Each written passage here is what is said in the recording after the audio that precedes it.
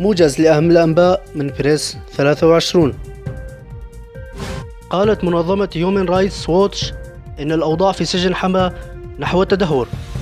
تركيا: قتلنا نحو 55 عنصر من عناصر تنظيم الدولة الإسلامية في سوريا أمس. قوات أمريكية دخلت مدينة رأس العين شمال شرق سوريا.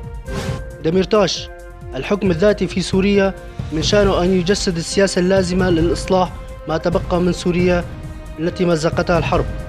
شبكة ولاتي الإعلامية المعنية بالشؤون الكردستانية تعلن رسميا توقفها عن العمل. في الحسكة: طلاب جامعيون يتضامنون مع نصيبين والشيخ مقصود. انفجار لغم أرضي في جنوب الحسكة يؤدي إلى إصابة 3 أطفال من مخلفات تنظيم دولة الإسلامية. هوشنغ أوسي: لن يرفع سوى علم كردستان في اعتصام كولن ولن نسمح برموز حزبية.